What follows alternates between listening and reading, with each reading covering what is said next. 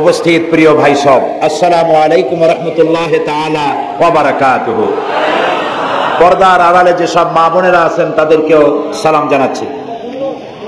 হ্যাঁ, বললাম তো আল্লাহ তাআলার মেহেরবানি যে আল্লাহ তাআলা আমাদেরকে পরীক্ষা করছেন। আর বৃষ্টি খুবই দরকার। কি বলেন, বৃষ্টি দরকার না? বৃষ্টি আল্লাহর নিয়ামত, বৃষ্টি আল্লাহর কি নিয়ামত। এখন বাংলাদেশে মাহফিল প্রত্যেক দিন কোনো না কোনো জায়গায় হয়। সবাই যদি দোয়া করতে থাকে যে আল্লাহ আমাদের মাহফিলের জন্য বৃষ্টি না হয়, আর সকলের দোয়া যদি আল্লাহ কবুল করেন, তাহলে ওয়াজ খাইয়া তো আর পেট ভরবে না। জমিনে ফসল লাগবে, ধান লাগবে, গম লাগবে, ঠিক না ভাই? তো সেই জন্য বৃষ্টি আল্লাহর রহমত। আল্লাহ বৃষ্টি দিয়েছেন, বাতাস দিয়েছেন, তার জমিনকে তিনি ঠান্ডা করে দিয়েছেন। আর আপনারা ইমানের পরীক্ষায় মিয়া বিল মিয়া 100 মার্ক পেয়ে গেছেন। এই বৃষ্টির মধ্যে, ঝড়ের মধ্যে বসেছেন, সেটা পানি পানি কাদা কাদা হয়ে গেছে, তার মধ্যে বসে আছেন যে আল্লাহ তাআলা কোরআন শোনার জন্য আমাদেরকে এখানে বসার তৌফিক দিলেন। সে আল্লাহ পাকের দরবারে শুকরগুজার হচ্ছি। সকলে পড়ছি আলহামদুলিল্লাহ। রব্বানা লাকাল হামদ হামদান কাসীরান তাইয়িবান মুবারাকান ফীহি ইয়া রাব্বি লাকাল হামদু কামা ইয়ানবাগি লিজালালি ওয়াজহিকা ওয়া আযীমি সুলতানিকা। প্রিয় ভাই সব, আমরা কোরআন শুনতে এসেছি। আল্লাহ তাআলা কোরআন আমাদেরকে দিয়েছেন, আর এটি হচ্ছে গোটা পৃথিবীর বুকে আল্লাহ তাআলার দেওয়া মানুষের জন্য সর্বশেষ এবং সর্বশ্রেষ্ঠ হেদায়েতের কিতাব। এটি শুধু মুসলমানদের জন্য নয়, গোটা বিশ্ববাসীর জন্য। আমরা বলি আলহামদুলিল্লাহ। এটি নাজিল হওয়ার কারণ কি? আল্লাহ তাআলা বলছেন, আলিফ লাম রা কিতাবুন আনজালনাহু ইলাইকা লিতুখরিজান নাসা মিনাল যুলুমাতি ইলান নূর। আল্লাহ তাআলা বলছেন, আমি হে নবী আপনার উপর একখানা কিতাব অবতীর্ণ করেছি। এই কিতাবখানা অবতীর্ণ করেছি এই জন্য যাতে করে অন্ধকারের ভেতর থেকে মানুষগুলিকে আপনি আলোর দিকে নিয়ে আসতে পারেন। আমরা বলি সুবহানাল্লাহ। আমাদের জামাত ইসলামী বাংলাদেশের ঢাকা মহানগরীর সেক্রেটারি জনাব রফিকুল ইসলাম খান একটি সুন্দর আয়াত তেলাওয়াত করেছিলেন। ওই একটি আয়াতের উপরে পল্টনে 3 দিন বক্তব্য রেখেছিলাম আমি। 3 দিন একটি আয়াতের উপরে। এই পৃথিবীতে যদি শান্তি চাই এবং আখিরাতে যদি মুক্তি চাই, তাহলে এই একটি আয়াতের ব্যাখ্যা আমাদের জন্য যথেষ্ট হয়ে যেতে পারে। আমরা বলি আলহামদুলিল্লাহ। এই কোরআন আল্লাহ তাআলা পৃথিবীর মানুষকে দিয়ে এটাকে হেফাজতের দায়িত্ব নিয়েছেন। আল্লাহ তাআলা বলেছেন, ইন্না নাহনু নাযালনা যিকরা ওয়া ইন্না লাহু লাহাফিজুন। কোরআন নাজিল করেছি আমি আল্লাহ, আর এর সংরক্ষণের দায়িত্ব আমি আল্লাহ গ্রহণ করেছি। এ কোরআন কার? হেফাজতের দায়িত্ব কার? আল্লাহ তাআলা হেফাজতের দায়িত্ব নিয়েছেন। এবং আল্লাহ তাআলা বলেছেন যে কোরআন মানুষের কাছে বোঝার জন্য আমি আল্লাহ সহজ করেছি। কিন্তু আমাদের কপাল খারাপ, আমাদের এই বাংলাদেশে মসজিদের মধ্যে এক শ্রেণীর লোকেরা এভাবে বলেন যে কোরআন এটা আমরা বুঝবো না, এটা মৌলভী সাহেবদের কাম, মৌলানা সাহেবদের কাম, কোরআন খুব কঠিন, আমরা বুঝবো না, চলো ভাই মুরব্বীরা কি বলে তাই শুনি। এখন আমি জিজ্ঞেস করি, মুরব্বীরা যে কথাটা বলছেন ওটা কি সত্য না মিথ্যা, হক না বাতিল? ওইটা বোঝার জন্যই তো কোরআন বোঝা দরকার, ঠিক কিনা ভাই? সেই জন্য কেউ যদি বলেন যে কোরআন বোঝা মৌলানা মৌলভীদের কাজ, আমাদের কাজ না, এই কথা যিনি বলেন তিনি শয়তানের সব থেকে বড় ওয়াসওয়াসার মধ্যে পড়েছেন। কারণ কোরআন বোঝা কঠিন না সহজ, এর জবাব আল্লাহ তাআলা নিজেই দিয়েছেন। কোরআনে কারিমে আল্লাহ তাআলা বলছেন, সূরা কামারের মধ্যে 4 জায়গায় আল্লাহ বলেছেন। কি বলেছেন? আল্লাহ রাব্বুল আলামিন বলেন, ওয়ালাকাদ ইয়াসসারনাল কুরআনা লিযিকরি ফাহাল মিন মুদ্দাকির। আল্লাহ তাআলা বলেন, আমি কোরআনে কারিমকে বোঝার জন্য এবং মুখস্থ করার জন্য মানুষের কাছে আমি সহজ করে দিয়েছি। এটা যদি আল্লাহ সহজ না করতেন, তাহলে এত বড় কিতাব মুখস্থ করা এটা কি মানুষের জন্য সম্ভব? বলেন সম্ভব? পৃথিবীতে কোনো ধর্ম এমন নাই যাদের, যেই ধর্মের লোকেরা তাদের ধর্মগ্রন্থ মুখস্থ করতে পেরেছে, এমন কোন ধর্ম পৃথিবীতে নাই। কিন্তু কোরআন শরীফ 540টি রুকু, 114টি সূরা, 30টি পারা, 6066টি আয়াত এ মানুষেরা মুখস্থ করতে সক্ষম হয়েছে। সুবহানাল্লাহ। এটি করার কে তৌফিক দিয়েছেন? আল্লাহ তাআলা। তবে আমাদেরকে মনে রাখতে হবে যে কোরআন শরীফ মুখস্থ করার জন্য শুধু তেলাওয়াতের জন্য নাজিল হয় নাই। কোরআন শরীফ নাজিল হয়েছে আমরা যেন তেলাওয়াত করতে পারি, আমরা যেন বুঝতে পারি, আমরা যেন এটার উপরে জীবন গড়তে পারি, সেই জন্য কোরআন নাজিল হয়েছে। তাই নবী করিম সাল্লাল্লাহু আলাইহি সাল্লাম এই কোরআনের দাওয়াত দিয়ে একটি সমাজ তৈরি করেছিলেন এত সুন্দর যে এর থেকে সুন্দর সমাজ পৃথিবীতে আর আসে নাই। সুবহানাল্লাহ বলেন। এই কোরআনের কাছে মানুষ যদি আসে, সে যদি জিরো হয়, কোরআন তারে হিরো বানায়। কোরআন কি বানায়? হিরো। আর কোন হিরো যদি কোরআনের সাথে বেয়াদবি করে, কোরআন তারে কি বানায়? জিরো বানায়। আপনারা হযরত ওমর রাদিয়াল্লাহু তাআলা আনহুকে নিশ্চয়ই চেনেন। চেনেন? দেখছেন তারে? আমরা কেউ দেখি নাই, কিন্তু তার কথা আমরা হাদিসে পড়েছি, ঠিক না ভাই? ইতিহাসে পড়েছি, হাদিসে পড়েছি। তিনি জাহিল ছিলেন, অজ্ঞ ছিলেন, মূর্খ ছিলেন। কতটা জাহিল হলে পরে একজন মানুষ আল্লাহর নবী হত্যা করতে আসতে পারে, চিন্তা করেন যে কত বড় জাহিল ছিলেন। কিছু পার্থিব সুযোগ সুবিধা লাভের জন্য, কিছু টাকা পয়সা উট পাবে, এই লোভের জন্য তিনি আল্লাহ রসুলকে হত্যা করতে এসেছিলেন। সেই হযরতে ওমর যখন এই কোরআনের কাছে আসলেন, তখন হযরত ওমর ছিলেন জিরো, কোরআন তারে কি বানায় দিল? এই কোরআন সম্পর্কে আল্লামা ইকবাল বলছেন, উতর কর গার হেরা সে সুয়ে কওম আয়া, উতর কর গার হেরা সে সুয়ে কওম আয়া, और एक नुस्खे किमिया साथ लाया। নবী করিম সাল্লাল্লাহু আলাইহি সাল্লাম হেরা পাহাড় থেকে নেমে আসলেন আর হাতে আনলেন পরশ পাথর। এই কোরআনকে বলা হয় কিমিয়া, মানে পরশ পাথর। কি বলা হয়? পরশ পাথর। পরশ পাথরের খাসিয়াত কি? সেটা হলো এর সাথে যদি লোহা লাগে, লোহা সোনা হয়ে যায়, যদি পাথর লাগে, পাথর ডায়মন্ড হয়ে যায়। সুবহানাল্লাহ, সুবহানাল্লাহ। এই কোরআন হযরত ওমরকে কোথা থেকে কোথায় নিলেন, ইতিহাসের পাতা থেকে আপনাদের শোনাই।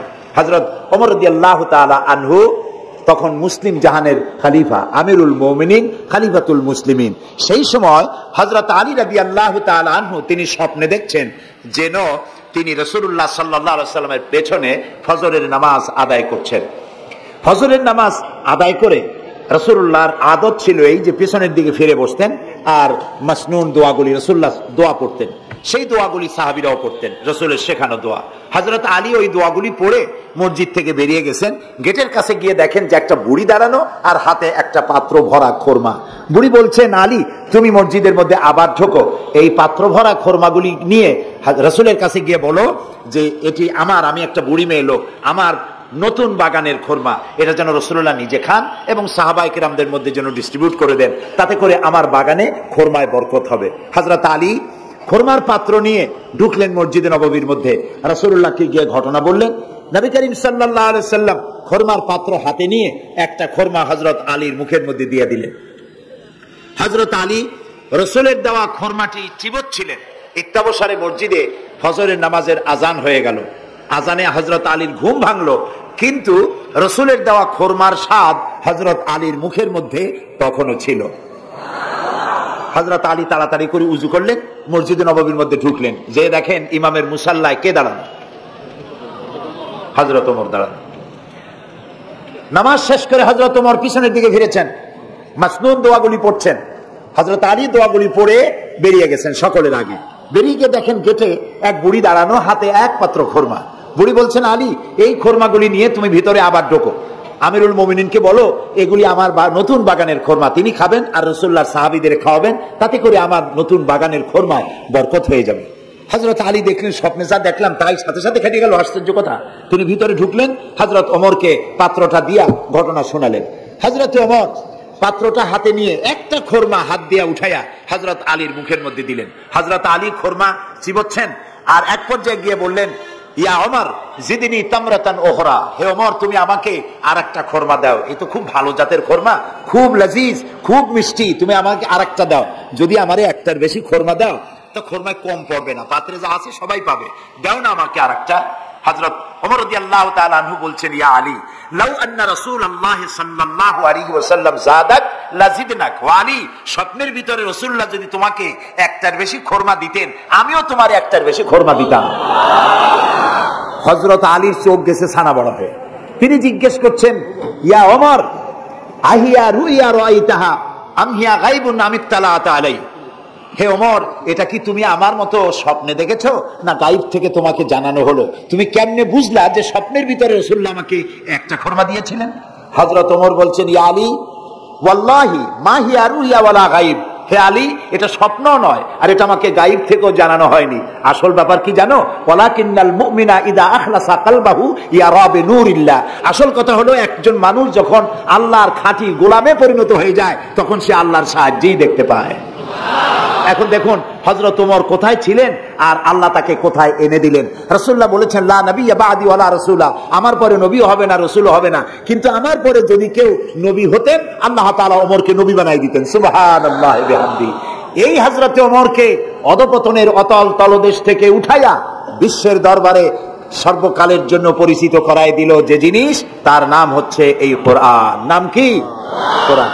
আমরা যদি আমাদের ভাগ্যের পরিবর্তন চাই, আমরা কি ভাগ্যের পরিবর্তন চাই? বলেন চাই? ভাগ্যের যদি পরিবর্তন চাই, তাহলে কোরআনের কারিমের কাছে আসতে হবে। কোরআনই পারে আমাদের ভাগ্যকে পরিবর্তন করে দিতে। নবী করিম সাল্লাল্লাহু আলাইহি ওয়াসাল্লাম বলেছেন, এটা হচ্ছে সেই কোরআন। এই কোরআন নিয়ে যখন আমি জেনেদের সামনে কোরআন তেলাওয়াত করেছি, তখন জেনেরা একথা না বলে পারে নাই, ইন্না সামি'না কুরআনান আজাবা, আমরা একটা আশ্চর্য ধরনের কোরআন শুনেছি। আল্লাহর নবী বলেন, জেনেরা আমার মুখে যখন তেলাওয়াত শুনল, তারা বলল, ইন্না সামি'না কুরআনান আজাবা, আমরা এক আশ্চর্য ধরনের কোরআন শুনেছি। ইয়াহদি ইলার রুশদ ফাআমান্না বিহি, এমন কোরআন শুনলাম যে কোরআন আমাদেরকে সত্যের পথ দেখায়। আর কোরআন যখন শুনলাম, আল্লাহর নবী বলেন, জেনেরা ঈমান আনলো আর তারা পড়ে নিল, লা ইলাহা ইল্লাল্লাহু মুহাম্মাদুর রাসূলুল্লাহ। সবাই পড়েন, লা ইলাহা ইল্লাল্লাহ, লা ইলাহা ইল্লাল্লাহ, লা ইলাহা লা ইলাহা ইল্লাল্লাহ, লা ইলাহা ইল্লাল্লাহ,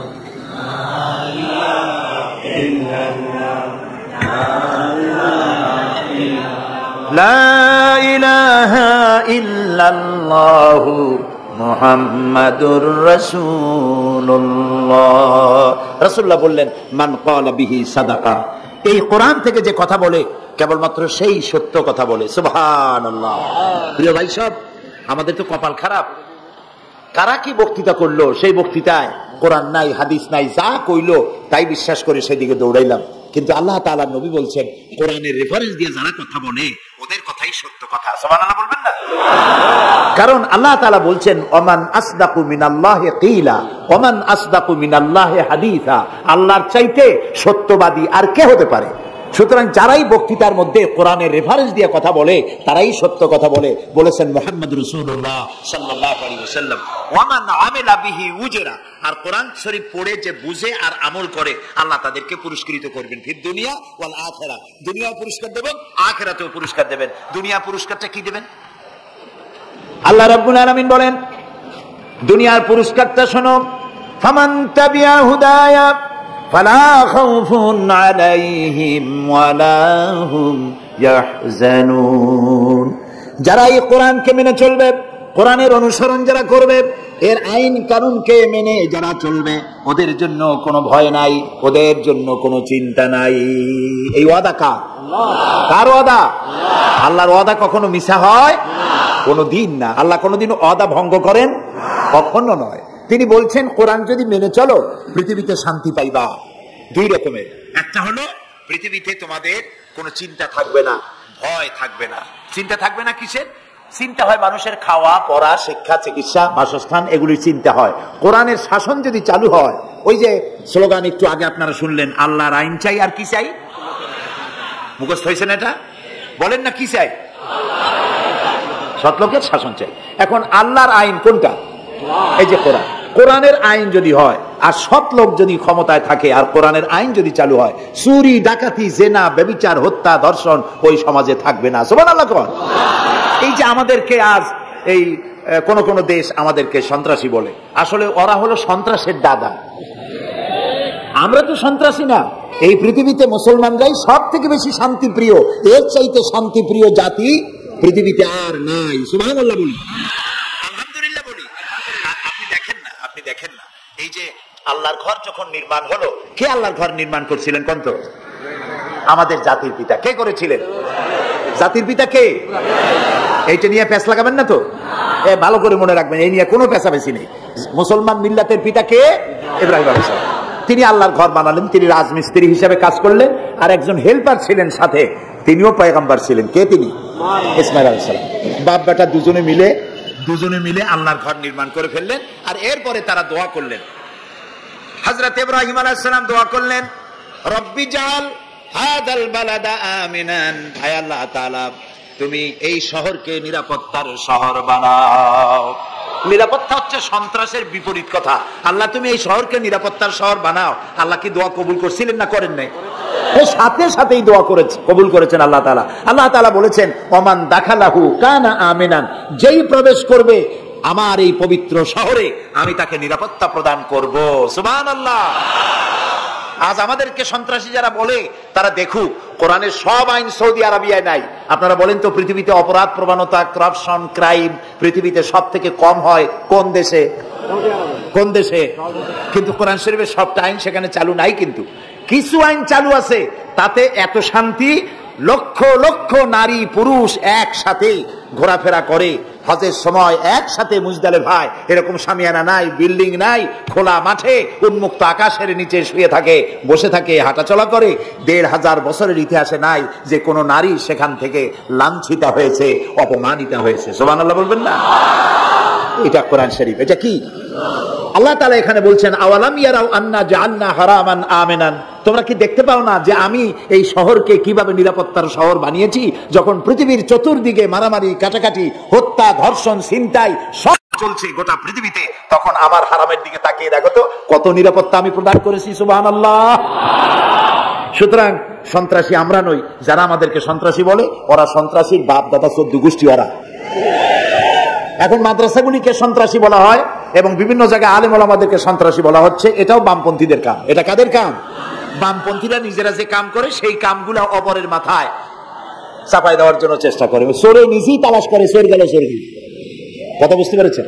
সুতরাং একথা সত্য নয়। কোরআন যারা মানে তারাই পৃথিবীতে সব থেকে বেশি শান্তিপ্রিয়। পৃথিবীতে মুসলমানদের চাইতে শান্তিপ্রিয় আর কোন জাতি নাই, হতে পারে না। আলহামদুলিল্লাহ বলে।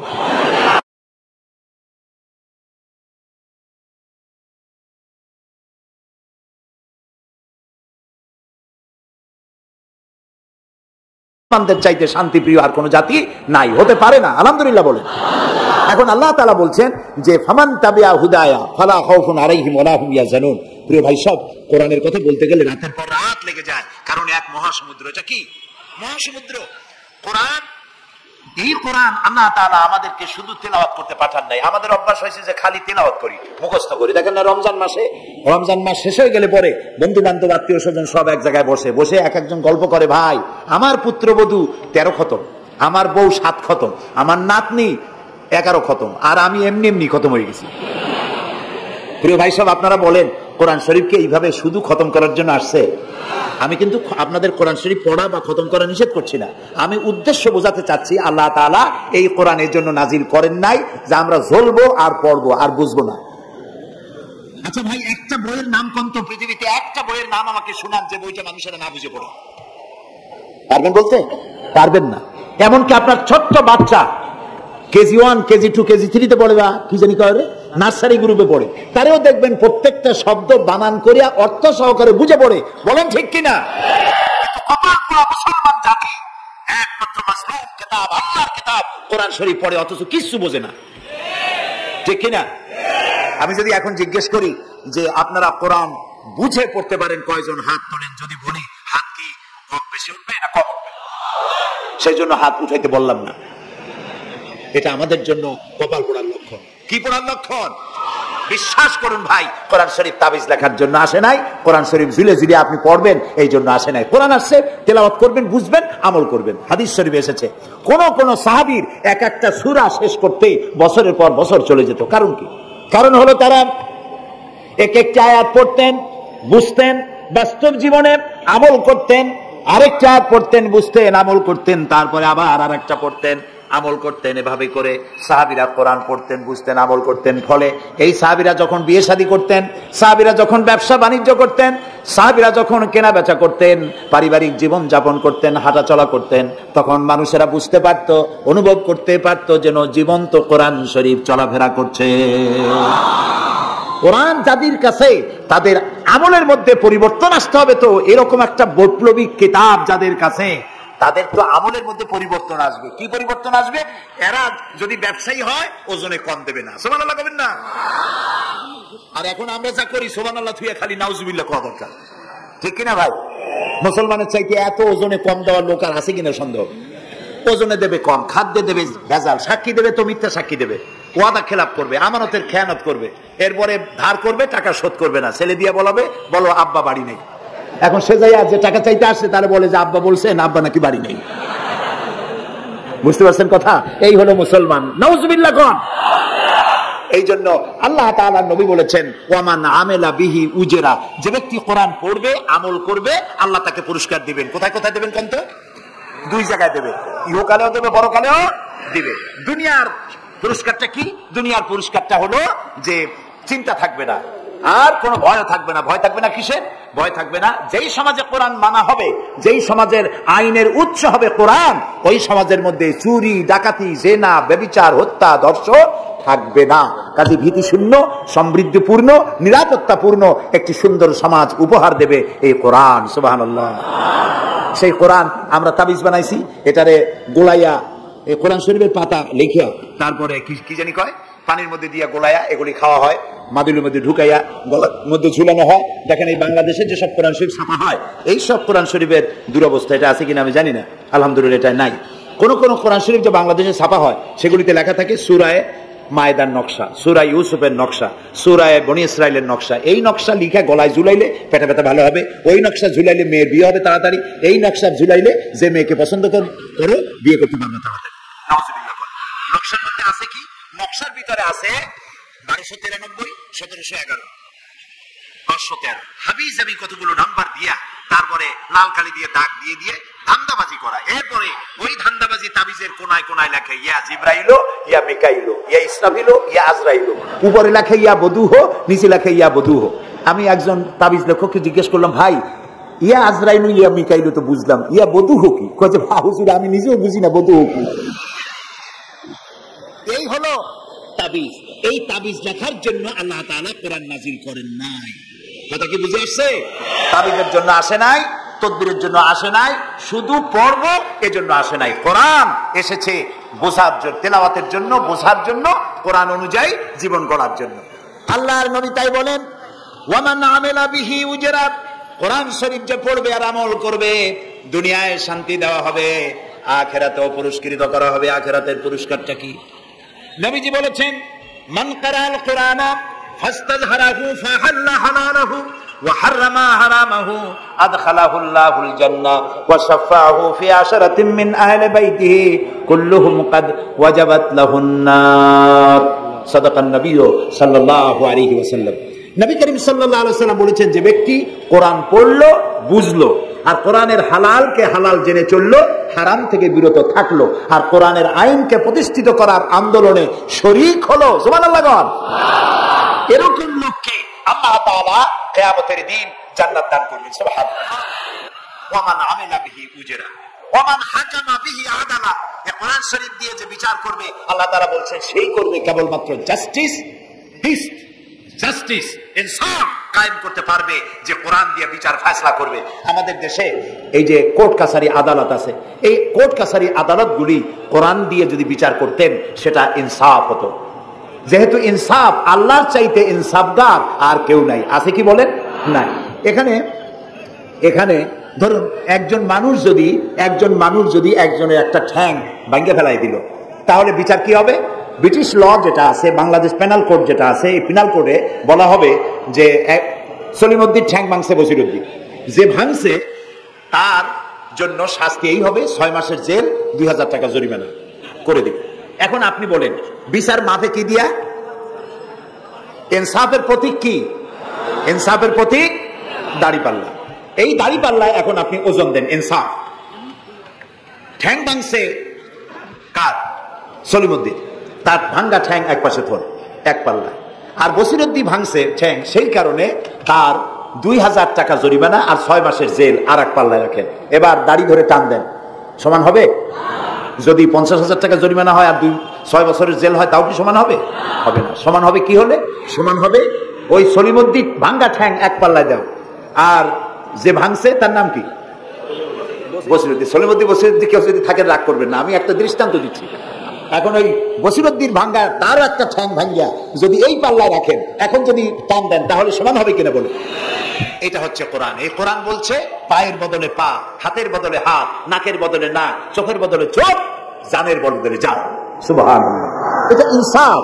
এই ইনসাফ হচ্ছে কোরআনের দেওয়া ইনসাফ। সুতরাং আল্লাহ তাআলা নবী বলছেন, ওমান হাকামা বিহি আদালা, যে ব্যক্তি এই কোরআন দিয়ে বিচার ফয়সালা করবে, যে ব্যক্তি, যে পরিবার, যে সমাজ, তারা ইনসাফ কায়েম করতে পারবে। যেহেতু আল্লাহর চাইতে ইনসাফগার পৃথিবীতে আর কেউ নাই, আকাশেও নাই, জমিনেও নাই। রাসূলুল্লাহ বলছেন, ওয়ামান দা ইলা ইলাইহি হুদিয়া ইলা সিরাতিল মুস্তাকিম, যে ব্যক্তি কোরআনের দিকে মানুষকে দাওয়াত দেয়, সেই একটি সহজ সরল রাস্তার দিকে দাওয়াত দেয়, যে রাস্তার শুরু পৃথিবী থেকে আর রাস্তার শেষ জান্নাতুল ফেরদাউসে গিয়া। সুবহানাল্লাহ। এটা হচ্ছে সেই কোরআন। বুঝতে না পারার কারণে আমরা বিপদে পড়েছি। প্রিয় ভাই সব, আপনারা আছেন কষ্টে, বসেছেন পানির মধ্যে, আছেন দাঁড়াইয়া, মাথার উপরে ছেঁড়া সামিয়ানা বিরক্ত করছে। আমি লম্বা করতে চাই না, অল্পের মধ্যে ছেড়ে দেই, যাতে করে আপনাদেরও সুবিধা হয়, কষ্ট না হয়।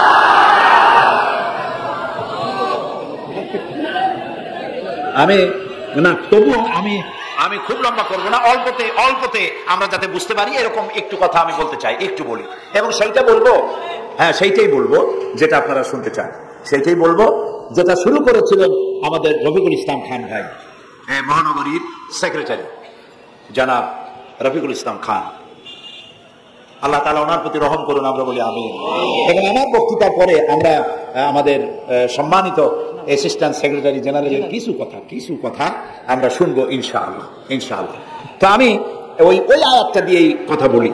আল্লাহ তাআলা বলছেন, ইয়া আইয়ুহাল্লাযীনা আমানু হাল আদুল্লুকুম আলা তিজারাতিন তুনজিকুম মিন আযাবিন আলীম تؤمنون بالله ورسوله وتجاهدون في سبيل الله بأموالكم وأنفسكم ذلكم خير لكم إن كنتم تعلمون। হে বিশ্বাসীরা, তোমরা যারা ঈমান এনেছো শোনো, হাল আদুল্লুকুম আলা তিজারাতিন, আমি কি তোমাদেরকে এমন একটি ব্যবসার কথা বলবো না, যে ব্যবসায় তোমাদেরকে জাহান্নামের কঠিন শাস্তি থেকে তোমাদেরকে রক্ষা করবে? এমন একটি ব্যবসার কথা বলবো না? তার মানে অবশ্যই এরকম একটা ব্যবসার কথা আমি তোমাদের বলবো, যে ব্যবসা তোমাদেরকে জাহান্নামের কঠিন শাস্তি থেকে বাঁচাই দেবে। সুবহানাল্লাহ বলি। জাহান্নাম থেকে বাঁচাবার জন্য ব্যবসা শিখাচ্ছেন কে? আল্লাহ। এবার দেখেন, ব্যবসা এটা করলে লাভও আছে, নোকসানও আছে, ঠিক না? বলে আছে কিনা? লস এন্ড প্রফিট এর মধ্যে থাকবে। কিন্তু আল্লাহ রাব্বুল আলামিন বলেন, আমার সঙ্গে যে ব্যবসা করবে, ওই ব্যবসাটা হচ্ছে তিজারাতান লান তাবুর। আমার সাথে যে ব্যবসাটা করবা, এই ব্যবসায় কোনো নোকসান নাই, শুধু লাভ, লাভ আর লাভ। কে বলতেছেন এরকম একটা ব্যবসা করবেন? আমি জানি আমরা লাভের ব্যাপারে খুব আছি, নোকসানে আমরা কেউ নাই। মানুষ লেখাপড়া জানুক আর না জানুক, লাভ যেখানে সেখানে মানুষ ছাপ দেয় তাড়াতাড়ি। ওই যে বলে না যে হিসাব না জানলে কি হবে, কম দিলে টের পায়। আমরা লাভ খুব ভালোই বুঝি, এই জন্য এটা কোরআনও নয়, হাদিসও নয়, একটি রূপক কথা। এক ব্যবসায়ী নাকি কিয়ামতের দিন হাজির করা হবে, ফেরেশতা তাকে বলবে যে আল্লাহর বান্দা, তোমার পাপ আর পুণ্য, নেক আর বদ, এই দুটি সমান সমান হয়ে গেছে, 50-50, এখন কোন জায়গায় যাবা? কবে বেহেশতে যাবা না দোজখে যাবা? ব্যবসায়ী লোকটা কিছু জানে না, সে কয় যে ফেরেশতা ভাই, আমি তো দোজখে চিনি না, বেহেশতেও চিনি না, সারা জীবন ব্যবসা করছি, যে জায়গায় গেলে আমার 2 টাকা লাভ হয় ওইখানে আমার পাঠাবো। তো মানুষ লাভ খুব ভালো বোঝে এবং লাভের দিকে মানুষ ঝোঁকে বেশি। এই জন্য আল্লাহ তাআলা বলছেন, হাল আদুল্লুকুম আলা তিজারাতিন তুনজিকুম মিন আযাবিন আলীম, যেটা লাভ আর লাভ। আমার সাথে ব্যবসা করো, শুধু লাভ হবে। তো এই ব্যবসার মধ্যে পুঁজি হলো 3টা। ব্যবসার মধ্যে পুঁজি কয়টা? 3টা। আল্লাহ রাব্বুল আলামিন বলেন, তুমিনুনা বিল্লাহি ওয়া রাসূলিহি ওয়া তুজাহিদুনা ফি সাবিলিল্লাহ। তিনটি পুঁজি। একটি হলো আল্লাহর প্রতি ঈমান, রাসূলের প্রতি ঈমান এবং আল্লাহর রাস্তায় জিহাদ করা মাল দিয়া জান দিয়া। এই কয়টা হলো? তিনটা। চলুন এই তিনটি কথার ব্যাখ্যা করে তারপরে মোনাজাত করব সংক্ষেপে, যেন আমরা আল্লাহর সাথে ব্যবসাটা শুরু করতে পারি আজকে থেকেই। আল্লাহ যেন তৌফিক দেন, বলেন আমিন। এক নম্বর হচ্ছে তুমিনুনা বিল্লাহ, আল্লাহর প্রতি বিশ্বাস, আল্লাহর প্রতি ঈমান, বলেন আল্লাহর প্রতি ঈমান।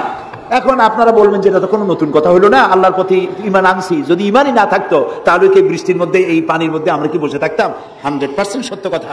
ঈমান না থাকলে কেউ আসতেন না, আর এই পানির মধ্যে ঝড়ের মধ্যে বাঁশ ভাঙ্গে মাথায় পড়তে পারে এই ঝুঁকি নিয়ে বসতেন না, ঠিক কিনা ভাই? আমরা সবাই ঈমানদার। তবে আল্লাহর উপর ঈমান আনতে হলে 4টি শর্ত লাগে। কয়টি শর্ত? 4টি শর্ত ফুলফিল করলে আল্লাহর উপর ঈমান এনেছি বলে প্রমাণিত হবে। নইলে আল্লাহ আছে একথা নুরা পাগলাও বলছে। নুরা পাগলার বলা আর আপনার আমার বলা এটা তো এক হওয়ার কথা না, ঠিক কিনা বলে? তা আল্লাহর উপর ঈমান আনতে হলে শর্ত কয়টা? 4টা। 1 নম্বরের শর্ত হলো আল্লাহর জাত সম্পর্কে স্বীকার করে নেওয়া, আল্লাহর অস্তিত্ব, আল্লাহ আছেন এটা মেনে নেওয়া। তো আল্লাহ আছেন এ ব্যাপারে আমাদের কোনো দ্বিমত নাই, ঠিক না? এবং কোরআনে কারীমের ছোট্ট একটি সূরায় আল্লাহ তাআলা তার নিজের জাত সম্পর্কে এভাবে বলেছেন, কুল হুয়াল্লাহু আহাদ। আমরা জানি না এই সূরা? পড়েন, কুল হুয়াল্লাহু আহাদ আল্লাহুস সামাদ লাম ইয়ালিদ ওয়া লাম ইউলাদ ওয়া লাম ইয়াকুল লাহু কুফুয়ান আহাদ। আল্লাহ তাআলা বলেন, বলো হে নবী আপনি বলুন, আল্লাহ এক এবং একক, তিনি কারো মুখাপেক্ষী নন, তিনি কাউকে জন্ম দেন নাই, তাকেও কেউ জন্ম দেয় নাই, দুনিয়া এই আকাশে এবং জমিনে তার সমকক্ষ কেউ নাই। তিনি এক, তিনি একক, তিনি ছিলেন, তিনি আছেন এবং তিনি থাকবেন। লাইসা কামিসলিহি শাইউন, তার মতো কেউ নাই। তবে প্রশ্ন ওঠে আল্লাহ আছেন কোথায়? এরকম একটা প্রশ্ন করা যেতে পারে, আল্লাহ কোথায় আছেন? বলতে পারবেন কোথায় আছে? এটি নিয়ে বিভ্রান্তি আছে মানুষের মধ্যে। কেউ বলেন আল্লাহ সদা সর্বত্র বিরাজিত, সব জায়গায় তিনি আছেন। এই কথাটি সত্য নয়। আল্লাহর যদি সব জায়গায় থাকা লাগে তাহলে পৃথিবীর মধ্যে ভালো জায়গাও আছে, খারাপ জায়গাও আছে। আছে না খারাপ জায়গা? আমি সেসব জায়গার নাম নিলাম না, আপনারা বুঝে নেন। তাহলে আল্লাহ সব জায়গায় থাকলে এই কথা যদি সত্য হয় তাহলে এটি অত্যন্ত বেয়াদবিমূলক কথা, এ কথা ঠিক না। আল্লাহ আছেন কোথায়? আল্লাহ নিজেই বলছেন তিনি কোথায় আছেন। কোরআনে কারীমে রব্বুল আলামিন তিনি কোথায় আছেন একথা তিনি নিজেই বলে দিয়েছেন, আর রহমানু আলাল আরশিস তাওয়া, আল্লাহ তাআলা আরশের উপরে আছেন, সুবহানাল্লাহি ওয়া বিহামদিহি। এবং প্রত্যেক রাত্রে তিনি শেষ রাত্রে প্রথম আকাশে আসেন, নবী করিম সাল্লাল্লাহু আলাইহি সাল্লাম বলেছেন। প্রিয় ভাই সব, তো আল্লাহ তাআলা সদা সর্বত্র বিরাজমান যে কথাটা বলা হয় এটা আক্ষরিক অর্থে ওরকম না, এটা ব্যাখ্যা সাপেক্ষে কথা। আল্লাহ সদা সর্বত্র সব জায়গা সম্পর্কে ওয়াকিফাল, তিনি সব জানেন, সব দেখেন। তিনি সামিউন, তিনি বাসিরুন, তিনি দেখতে পান, তিনি শুনতে পান। আপনার আমার দেখার মধ্যে কোনো বাধা, প্রাচীর, অবস্ট্রাকশন কিছু একটা থাকতেই পারে, আল্লাহর দেখার মধ্যে কোনো বাধা নাই। অন্ধকার রাতেও দেখেন, কুয়াশাচ্ছন্ন হলেও দেখেন, মেঘের মধ্যেও দেখেন, তার দেখায় কোনো বাধা নাই, তার শোনায় কোনো বাধা নাই। এমনকি মহাসাগরের অতল তলদেশে ছোট্ট পাথরের গায়ে লাগানো একটি ছোট্ট পোকা, যাকে মাইক্রোস্কোপ যন্ত্র ছাড়া দেখা যায় না, এমন ছোট্ট সূক্ষ্ম একটি পোকাও যদি, ক্ষুদ্র একটি পোকাও যদি পেটের জ্বালায় অথবা ক্ষুধার জ্বালায় চিৎকার মারে, কেউ শুনতে পায় না, আরশের মালিক আল্লাহ রব্বুল আলামিন তা শুনতে পান। এ হচ্ছে আল্লাহ, তিনি সব শুনতে পান, সব দেখতে পান। তার জাত সম্পর্কে স্বীকার করে নেওয়া, মেনে নেওয়া, তিনি আছেন, তার শক্তি সহকারে তাকে মানা। আমরা যে কোনো জিনিস বিশ্বাস করি তার শক্তি সহকারে বিশ্বাস করি। বাতাসকে বিশ্বাস করি, প্রচন্ড বেগে বয়ে গেলে আমাদের মাথার উপরে যা আছে ভেঙে চুরে সব শেষ করি ভালো, এভাবে বিশ্বাস করি। পানিকে বিশ্বাস করি, সে চুবায় মারতে পারে, ডুবায় মারতে পারে, পানি চুবানো ভিজানো এই শক্তি পানির আছে। আমরা আগুনকে বিশ্বাস করি, জ্বালিয়ে পুড়িয়ে ছাই করে দিতে পারে, এভাবে আগুনের শক্তি সহকারে বিশ্বাস করি। সাপকে বিশ্বাস করি, বাঘকে বিশ্বাস করি, দংশন করলে, থাবা মারলে কাম সারা। পয়জনকে বিশ্বাস করি, খাইলে পরে মরে যেতে পারি, শক্তি সহকারে বিশ্বাস করি, ঠিক না? এখন আল্লাহরে বিশ্বাস করি, এই কথা শুধু বললেই হবে না, আল্লাহকে বিশ্বাস করতে হবে তার গুণ সহকারে। সেই জন্য 4টি শর্তের 1 নম্বর শর্ত হলো আল্লাহর অস্তিত্বকে মানে। 2 নম্বরের শর্ত হচ্ছে আল্লাহর গুণাবলীকে স্বীকার করা, মেনে নেওয়া। আল্লাহর গুণাবলী কি? কোরআন শরীফে আল্লাহর অনেকগুলি নাম আছে। আল্লাহ এ হচ্ছে ইসমে জাত। আল্লাহ এটা কি? ইসমে জাত, আসল নাম কি? আল্লাহ বলেন সবাই। আল্লাহ নয় কিন্তু, আল্লাহ এটা অশুদ্ধ, বলার সময় মুখটা গোল হয়ে যাবে। আল্লাহ বলেন সবাই। আল্লাহ কি মধুর নাম, সুবহানাল্লাহ সুবহানাল্লাহ। আল্লাহ নিজেই বলেছেন ওয়ালাহুল আসমাউল হুসনা, আল্লাহ রয়েছে সুন্দর সুন্দর নাম, 99টি নামের কথা কোরআনে কারিমে আল্লাহ তাআলা নিজেই বলেছেন, সুবহানাল্লাহ। এখন ওই নামগুলিকে বলা হয় সিফাতি নাম, অর্থাৎ গুণবাচক নাম। এই গুণ সহকারে তাকে স্বীকার করতে হবে। তিনি রাজ্জাক, খেতে দেওয়ার মালিক কে? আল্লাহ। তিনি রব, সৃষ্টি করেন। তিনি খালেক, তিনি স্রষ্টা। তিনি রব, তিনি প্রতিপালনকারী। তিনি রহমান, তিনি দয়ালু। তিনি রহিম, তিনি রহমান, তিনি দাতা। রহিম, তিনি দয়ালু। অর্থাৎ প্রত্যেকটা নামের এক একটা শব্দ অর্থ আছে এবং সেই অর্থ সহকারে বিশ্বাস করতে হবে তাকে। এই বিশ্বাস যদি আমরা করতে পারি তাহলে শিরক থেকে আমরা বাঁচতে পারবো। সুবহানাল্লাহ বলেন। আচ্ছা বলেন তো, সন্তান দেওয়ার মালিক কে? সন্তান না দেওয়ার মালিক কে? হায়াতের মালিক কে? মওতের মালিক কে? খেতে দেওয়ার মালিক কে? কষ্ট দেওয়ার মালিক কে? কষ্ট থেকে বাঁচাবার মালিক কে? সবকিছুর মালিক কে? এইভাবে আমরা কি বিশ্বাস করি? না, সবাই করি না। যারা বলেছেন আমিও বিশ্বাস করি, হ্যাঁ বিশ্বাস আমাদের থাকতে পারে, কিন্তু অনেক লোক আছে এভাবে বিশ্বাস করে না বলেই বিবাহ করেছে, সন্তান হয় না।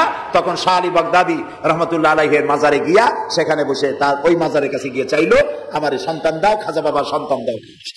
হাইকোর্টের মাজারে বিশ্বকাপ করলো, বাবার সন্তান দাও, অথবা মামলায় পড়েছি বাঁচায় দাও, পরীক্ষা দেবে ছেলে পাস করায় দাও ইত্যাদি বলেন। এরকম বলে না? জায়েজ নাই, একদম জায়েজ নাই। কাকে বলতে হবে? আল্লাহর নবী বলেছেন ওয়াইজা সাআলতা ফাসআলিল্লাহ, কিছু বলতে চাইলে আল্লাহরে বলো।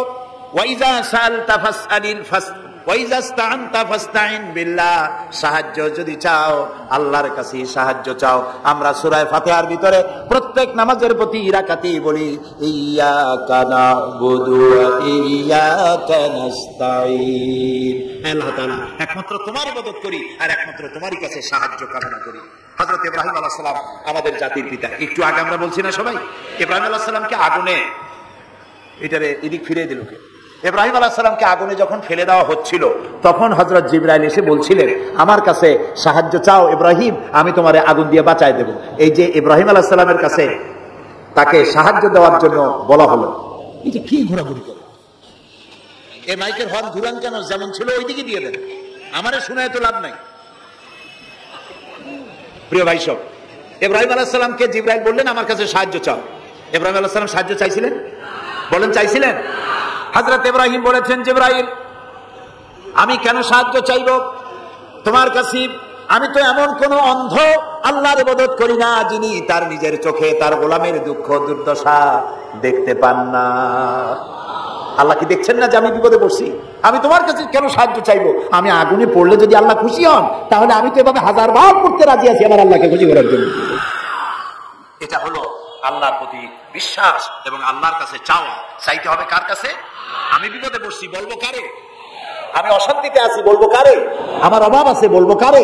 সব অবস্থায় আল্লাহকে বলতে হবে। দেখুন আমাদের জাতির পিতা ইব্রাহিম আলাইহিস সালামের কথা এ কোরআন শরীফে আল্লাহ তাআলা বলে দিয়েছেন। তিনি কি বলেছেন? হযরত ইব্রাহিম বলেছেন আল্লাযী হুয়া ইউতঈমুনি ওয়া ইয়াসকিন, আমি যখন ক্ষুধার্ত হই আল্লাহ আমারে খাওয়ান, আমি যখন তৃষ্ণার্ত হই আল্লাহ আমারে পান করান। ওয়া ইযা মারিদতু ফাহুয়া ইয়াশফিন, আমি যখন অসুস্থ হই আল্লাহ আমারে রোগ মুক্ত করেন। সুবহানাল্লাহ। আইয়ুব আলাইহিস সালাম 18 বছর রোগ ভোগ করলেন, কষ্ট পাইলেন, তিনি সাহায্য কার কাছে চাইছিলেন? ইউনূস আলাইহিস সালামের মতো বিপদে এই পৃথিবীর কোন মানুষ এত বড় বিপদে পড়ে নাই। মাছে তারে গিলে ফেলল, পানির অতল তলদেশে মাছ চলে গেল, মাছের পেটে দরজা নাই, জানালা নাই, ভেন্টিলেটর নাই, মাথা গলাইয়া কোন রকম বাইর হবে এমন কোন পথ নাই, বাঁচার কোনো উপায় নাই। হযরত ইউনূস আলাইহিস সালাম যখন মাছের পেটের ভিতরে বিরাট বিপদে পড়ে গেলেন, হযরত ইউনূস আলাইহিস সালাম সাহায্য কার কাছে চেয়েছিলেন বলুন? তিনি বললেন, আল্লাহ তাআলা তার ঘটনা কোরআন শরীফের মধ্যে এভাবে বর্ণনা করেছেন ওয়াগান্নুন ইয যাহাবা মুগাদিবান ফাযান্না আন লান নাকদিরা আলাইহি ফানাদা ফিয-যুলুমাতি আন লা ইলাহা ইল্লা আনতা সুবহানাকা ইন্নী কুনতু মিনাজ জালিমিন। আল্লাহ শোনাচ্ছেন, ও পৃথিবীর মানুষেরা শোনো, ইউনূসকে যখন মাছে গিলে ফেললো, সে তখন ত্রিবিধ ফানাদা ফি যুলুমাত জমাই কাসির, ত্রিবিধ অন্ধকারের ভেতর থেকে তিনি চিৎকার মারলেন। রাতের অন্ধকার, মাছের পেটের অন্ধকার, পানির অন্ধকার, এই ত্রিবিধ অন্ধকারের মধ্য থেকে ইউনূস আলাইহিস সালাম চিৎকার মারলেন, লা ইলাহা ইল্লা আনতা, আয় আল্লাহ তুমি ছাড়া কোনো ইলাহা নাই, সুবহানাকা আমি তোমার প্রশংসা করছি, আয় আল্লাহ তাআলা আমি আমার নফসের উপরে জুলম করেছি, আমার উপরে আমি জুলম করেছি। আল্লাহ তাআলা এই চিৎকার শুনেছিলেন, শুনেছেন? হযরত ইউনূস আলাইহিস সালাম মাছের পেটের ভিতরে বসে যেই চিৎকার মেরেছিলেন কেউ শুনতে পায় নাই, পানির ভিতরে কেউ শোনে নাই, জমিনে কেউ শোনে নাই, অন্তরিক্ষেও কেউ শুনতে পায় নাই। আল্লাহ রাব্বুল আলামিন বলেন, আমি আরশের মালিক ইউনূসের চিৎকার আমি শুনেছি, শুধু শুনি নাই, জবাবও দিয়ে দিয়েছি। ফাস্তাজাবনা লাহু ওয়া নাজ্জাইনাহু মিনাল গাম্মি ওয়া কাযালিকা নুজিল মুমিনিন। আমি ইউনূসের ডাকের সাড়া দিয়া দিলাম, বিপদ থেকে বাঁচাই দিলাম। মাছের পেটের ভিতরে যন্ত্রণা শুরু হয়ে গেল, মাছ দেখলো বমি না করলে আর বাঁচবো না, এমন অবস্থা মাছের হয়ে গেল। মাছ পেটের ব্যথার জ্বালায় বেঁচে উঠলো, কেনারায় চলে গেল। ইউনূস আলাইহিস সালামকে বমি করে ফেলে দিল, মাছও বাঁচলো, ইউনূস আলাইহিস সালামও বাঁচলেন। আল্লাহ তাআলা বলেন, শুধু ইউনূস রে নয়, ওয়া কাযালিকা নুজিল মুমিনিন, আমার মুমিন বান্দারা যদি বিপদে পড়ে, এরকম বিপদে যদি পড়ে যায় আর আমারই যদি ডাকে, আমি আল্লাহ রাব্বুল আলামিন এই বিপদ থেকে যত বড় বিপদ হোক আমি আল্লাহ বাঁচায় দেব। তা আল্লাহ বিপদ থেকে বাঁচাবেন, আর আমি মুসলমান বিপদে পড়েছি, মাজারে গিয়া চাইলাম, নাউযুবিল্লাহ। বিশ্বাস করুন ভাই, বিশ্বাস করুন, কবরের ভিতরে যিনি শুয়ে আছেন, যত বড় পীর হোক, যত বড় খাজা বাবা হোক, আপনাকে সাহায্য তিনি করতে পারবেন না, পারবেন না, পারবেন না। একটু কমন সেন্সের কাছে আপিল করি, সাধারণ বিবেকের কাছে আপনাদের, যারা এই যে দেখুন হযরত শাহজালাল রাহমাতুল্লাহ আলাইহি সিলেটে শুয়ে আছেন, বলুন তো তার মাতৃভাষা কি? আরবি। তিনি ইয়েমেন থেকে এসেছিলেন। বাগেরহাটে শুয়ে আছেন হযরতে খান জাহান আলী রাহমাতুল্লাহ আলাইহি, তার মাতৃভাষা ছিল আরবি। হযরতে খাজা মঈনুদ্দিন চিশতি রাহমাতুল্লাহ আলাইহি শুয়ে আছেন আজমিরে, তার মাতৃভাষা আরবি। আমরা বাংলাদেশ থেকে, এই দেশ থেকে কোনো লোক গেল সিলেটে, গেল বাগেরহাটে অথবা বাগদাদে চলে গেল, এইসব বড় বড় আল্লাহর ওলিদের মাজারে গিয়ে বাংলা ভাষায় বলল, বাবা আমি তো বিপদে পড়ে আসছি, নির্বাচনে দাঁড়াইছি, আমি যেন জিততে পারি। অথবা দেখেন না, মাজার দিয়ে শুরু করে সবাই। অথবা যাই বললো যে আমার বিয়ে করেছি 15 বছর, বাচ্চা হয় না, আমার একটা বাচ্চা। অথবা মামলায় পড়েছি, আমার একটু জিতে এত, ব্যবসা করি এত টাকা লস দিতে দিতে শেষ হয়ে গেছি। বাবা আপনি বললেন কোন ভাষায়? শাহজালাল খুব বুঝলেন, বড় পীর সাহেব খুব বুঝছেন। তাহলে আপনার 1 নম্বর ফায়ার মিস হয়ে গেল, মিস ফায়ার। আচ্ছা, 2 নম্বর কথা হলো, যার কাছে আপনি চাইলেন তিনি ওখানে ঘুমন্ত আছেন না চেতনা আছেন, এ ব্যাপারে আপনার কোনো গ্যারান্টি আছে, নিশ্চয়তা আছে? আপনি যখন দোয়া করতেছিলেন তখন উনি চেতনা না ঘুমে? যদি ঘুমায় থাকেন তাহলে 2 নম্বর মিস ফায়ার। আপনি যা চিল্লাইলেন উনি কিছুই শুনলো না।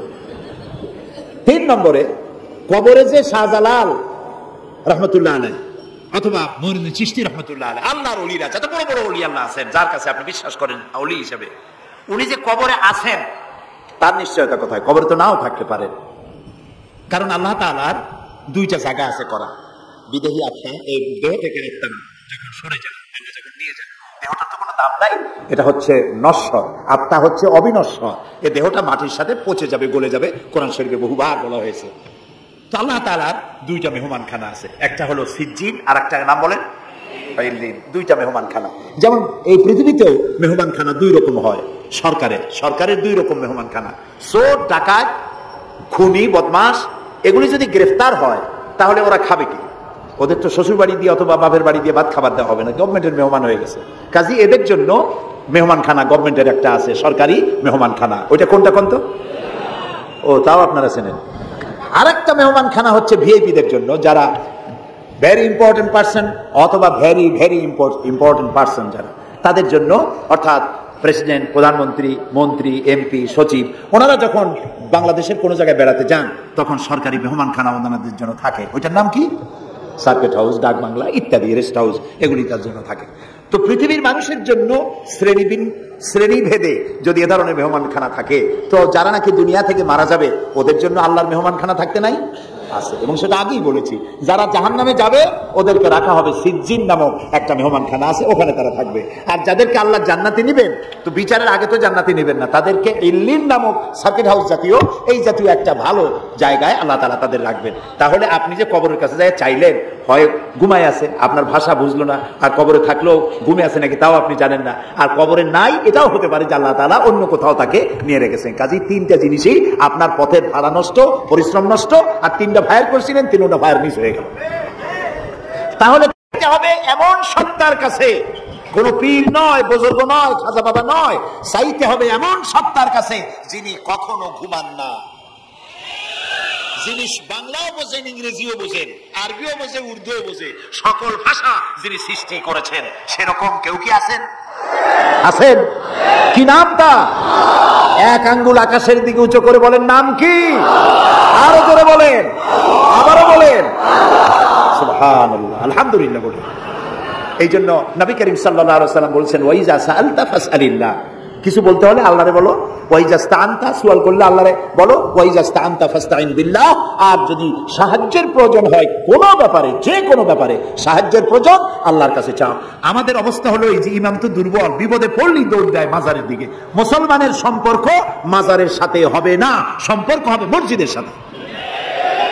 আল্লাহর নবী যখনই বিপদে পড়তেন, মুসিবতে পড়ে যেতেন, সঙ্গে সঙ্গে উজু করে মসজিদে নববীর ভিতরে প্রবেশ করতেন, 2 রাকাত কাজায়ে হাজাতের নামাজ পড়তেন, আল্লাহর দরবারে হাত তুলতেন, চোখের পানি ছেড়ে দিতেন, আল্লাহ রাব্বুল আলামিনের দরবারে মোনাজাত কবুল হয়ে যেত। নবীজি আমাদেরকে উপদেশ দিয়েছেন, বিপদে যদি পড়ো, মুসিবতে যদি পড়ে যাও, ওযু করো, মসজিদের ভিতরে ঢুকে যাও, কাজায়ে হাজাতের নামাজ পড়ো, আর সেজদায় পড়ে চোখের পানি দিয়া, গাল ভিজানো নয়, চোখের পানি দিয়া যায় নামাজ ভিজিয়ে দাও, আর আল্লাহর কাছে প্রার্থনা করো, কাঁদতে থাকো রব্বুল আলামিন। আল্লাহর নবী বলেছেন, বান্দা যদি গুনাহ মাফির জন্য গুনাহ করেছে, লজ্জায় অনুতপ্ত হয়ে অনুশোচনা করে বান্দা যখন কাঁদতে থাকে, চোখের পানি নাকের অর্ধেক আসতে না আসতে আল্লাহ রব্বুল আলামিন বান্দারে মাফ করে দেন। বিশেষ করে বুড়া মানুষ, আমাদের মধ্যে 2 শ্রেণীর লোক আছে, যুবক আর বৃদ্ধ। মাহফিল গুনিতে আল্লাহর মেহেরবানি যুবকেরা অনেক বেশি আসে, আলহামদুলিল্লাহ। এরকম আসতে বললেন কেন? আপনি তাকায় দেখেন, ডানে বায়ে তাকান, ডানে বায়ে তাকান, দাড়ি পাকা কয়জন আছে দেখেন। 2%, 3% or 5% দাড়ি পাকা হতে পারে, 95% যুবক আর যুবক। সুবহানাল্লাহ, আলহামদুলিল্লাহ। বামপন্থীদের এখানেই কষ্ট, এখানেই কষ্ট। তারা চিন্তা করে, এত কষ্ট করিয়া পয়সা করি দিয়া তারপরে কর্মী বানাইলাম, একটা মাহফিলে গিয়া কি এর একটা সমাবেশ দেখলো, মাহফিলে গেল, আমাদের পুকুরের জিয়ানো মাছগুলি সব ইসলামের পুকুরে চলে গেল। এটা তাদের জন্য হেভি লস। আসলে ওরা ধরে রাখতে পারবে না, ঠেকাইতে পারবে না, গায়ে তো মুসলমানের রক্ত, রক্ত কার? এসব যুবকেরা একটা মুসলিম মায়ের পেটে জন্মগ্রহণ করেছে, একটা মুসলিম পিতার জন্মে আসছে। আর রাসূলুল্লাহ যুবকদের ব্যাপারে যে কত কথা বলেছেন, সুবহানাল্লাহ বলো। আগে রাসূলুল্লাহ বলেছেন, কিয়ামতের দিন আল্লাহর আরশের ছায়া ছাড়া কোনো ছায়া থাকবে না, প্রচন্ড রৌদ্র হবে, জমিনটা তামার মতো হয়ে যাবে। ইন্না লিল্লাহি ওয়া ইন্না ইলাইহি রাজিউন।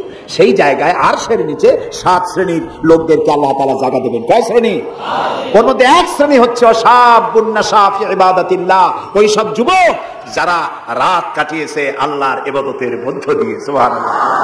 যুবকদের ইবাদতে আল্লাহ তাআলা বেশি খুশি হন, বেশি খুশি হন। কারণ হলো এই যে মসজিদের ইমাম সাহেব অথবা প্রাইমারি স্কুলের মাস্টার যদি বলে যে আমি ঘুষ খাই না, এই কথার কোনো দাম আছে?